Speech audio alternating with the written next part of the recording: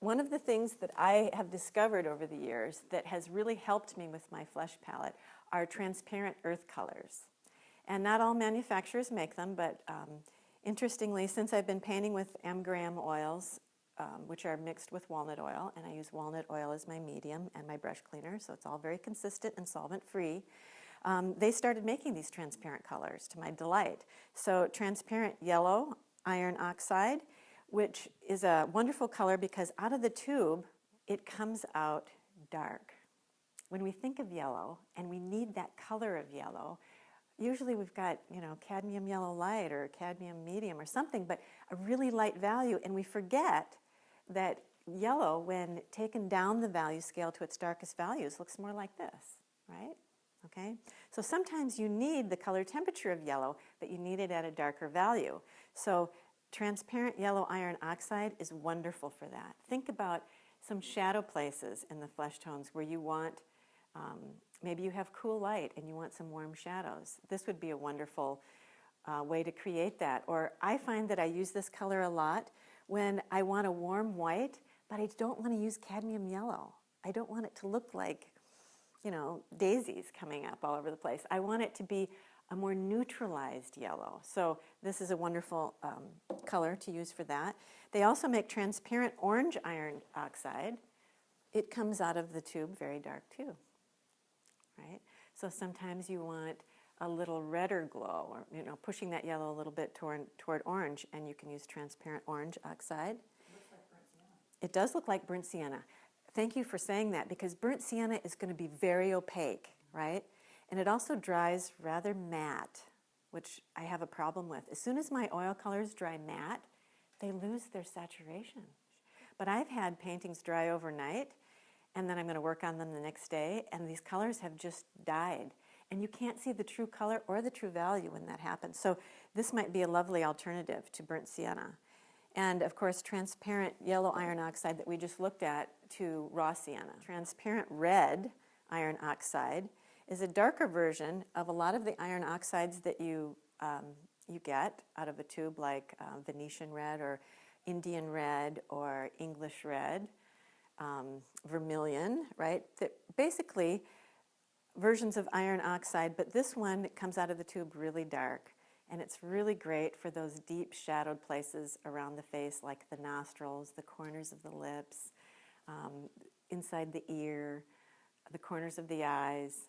And it's transparent. And so when it dries, interestingly, it doesn't seem to lose its saturation or its value. And it's just a beautiful, rich, dark color. And again, when you're painting the flesh, the trick is to try and choose colors that are going to give you the color temperature and the value you want without always resorting to using white. Because as soon as you use white, the colors cool down very quickly and they neutralize.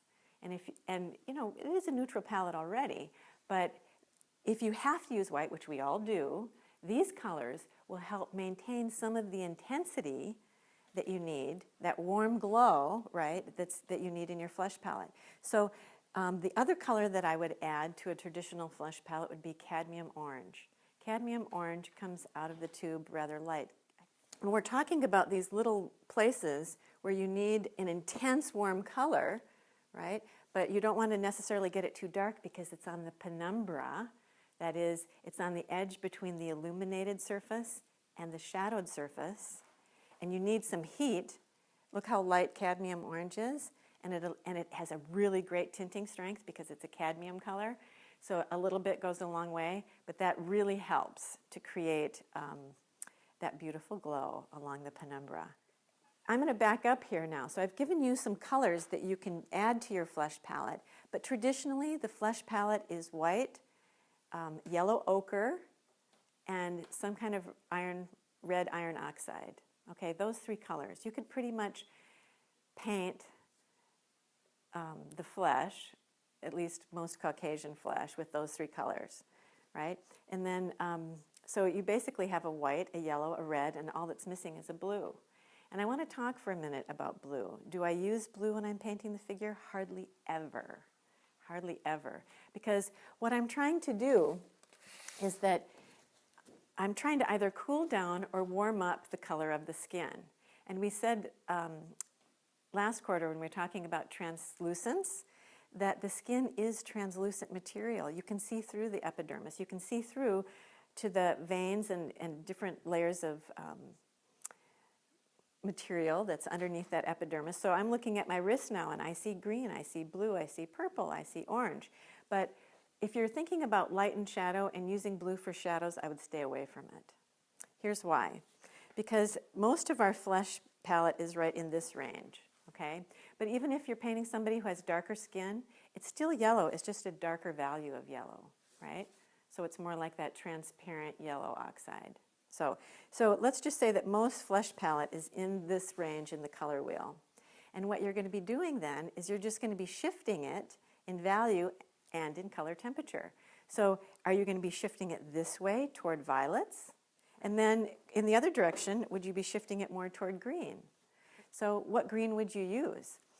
Again, I love those Graham colors. Azo green is a transparent green that even though it looks like a very neutralized, like a sap green coming out of the tube, as soon as you mix it with white, it turns yellow-green. It has so much yellow in it. So that's the key, I think, is to just think about the local color and shifting it a little bit this direction and shifting it a little bit that direction. And of course, I think that's the fun part.